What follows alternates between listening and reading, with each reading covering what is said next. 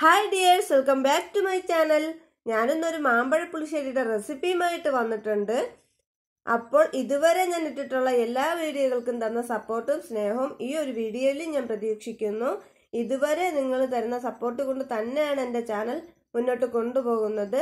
അപ്പോൾ പുതുതായിട്ട് എൻ്റെ വീഡിയോ കാണുന്ന കൂട്ടുകാരുണ്ടെങ്കിൽ സബ്സ്ക്രൈബ് കൂടി ചെയ്തതിന് ശേഷം വീഡിയോ ഫുള്ള് വാച്ച് ചെയ്യണം കേട്ടോ.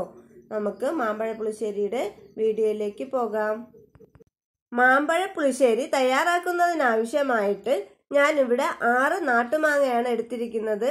നാട്ടുമാങ്ങ എന്നും പുളിച്ചി മാങ്ങ എന്നൊക്കെ ഈ മാങ്ങയ്ക്ക് പറയുന്നതാണ്. അപ്പോൾ ഈ മാങ്ങ നല്ല പുളിപ്പും അതുപോലെ തന്നെ നല്ല മധുരവുമുള്ളൊരു മാങ്ങയാണ്. ഇതിന്റെ ചെറിയ മാങ്ങയും നമുക്ക് മാമ്പഴ പുളിശ്ശേരിക്ക് എടുക്കാവുന്നതാണ്. മാമ്പഴ പുളിശ്ശേരിക്ക് ആവശ്യമായിട്ടുള്ള മാങ്ങയെല്ലാം ഞാനിവിടെ തൊലി കളഞ്ഞെടുത്തിട്ടുണ്ട്.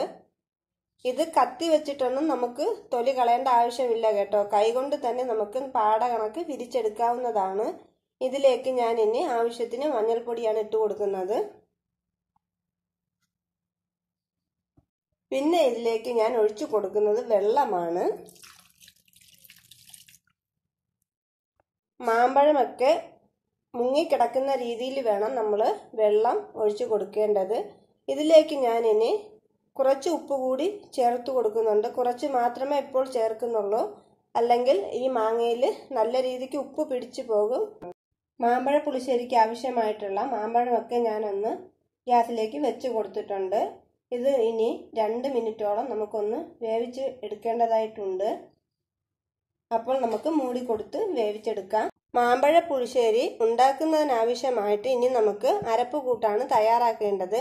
അതിനാവശ്യമായിട്ട് ഞാൻ 1 കപ്പ് തേങ്ങ ഇവിടെ ചിരുകിയത് എടുത്തിട്ടുണ്ട്. അതുപോലെ തന്നെ ആവശ്യത്തിന് പച്ചമുളകാണ് ഞാൻ എടുത്തിട്ടുള്ളത്. ഇതിപ്പോൾ ഞാൻ എടുത്തിരിക്കുന്നത് കാന്താരി മുളകാണ്. ഇതിലേക്ക് ഞാൻ 2 കൊച്ചുള്ളി കൂടി ക്ലീൻ ചെയ്തെടുത്തിട്ടുണ്ട്. പിന്നെ കുറച്ച് മാത്രം കുരുമുളകാണ് ഇട്ടിരിക്കുന്നത്. കുരുമുളകിൻ്റെ മണിയാണ് ചേർത്ത് കൊടുത്തിട്ടുള്ളത്, പൊടിയല്ല കേട്ടോ. പിന്നെ ആവശ്യത്തിന് ജീരകം കൂടി എടുത്തിട്ടുണ്ട്. ഇത് നല്ലപോലെ ഒന്ന് പേസ്റ്റാക്കി അടിച്ചെടുത്തിട്ടും വരാം. മാമ്പഴ പുളിശ്ശേരിക്ക് ആവശ്യമായിട്ടുള്ള അരപ്പ് കൂട്ടൊക്കെ ഞാൻ ഇവിടെ റെഡിയാക്കി എടുത്തിട്ടുണ്ട്. അപ്പോൾ നമ്മൾ നേരത്തെ ഗ്യാസിലേക്ക് വെച്ച് കൊടുത്തിട്ടുള്ള മാമ്പഴം എങ്ങനെ ആയിട്ടുണ്ടെന്ന് നമുക്ക് നോക്കാം. അപ്പോൾ മാമ്പഴമൊക്കെ നല്ലപോലെ തന്നെ ഒന്ന് വെന്ത് കിട്ടിയിട്ടുണ്ട്. ഇനി നമുക്കിതിലേക്ക് അരപ്പ് കൂട്ട് ചേർത്ത് കൊടുക്കാം. അരപ്പ് കൂട്ടൊക്കെ ഞാനൊന്ന് ചേർത്ത് കൊടുത്തിട്ടുണ്ട്. ഇത് നല്ലപോലെ തന്നെ ഒന്ന് മിക്സ് ചെയ്തെടുക്കാം.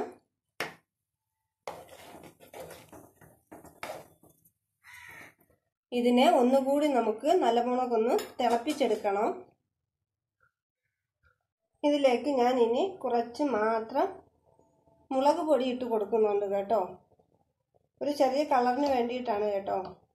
കുറച്ച് മാത്രം ഇട്ട് കൊടുത്താൽ മതി.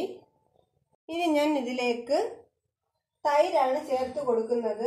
തൈര് ഒഴിച്ചു കൊടുത്തതിന് ശേഷം നമ്മുടെ മാമ്പഴ പുളിശ്ശേരി തിളയ്ക്കാനായിട്ട് വെച്ച് കൊടുക്കരുത്. ഒന്ന് ചൂടായി വരുമ്പോൾ തന്നെ തീ ഓഫ് ചെയ്ത് കൊടുക്കണം.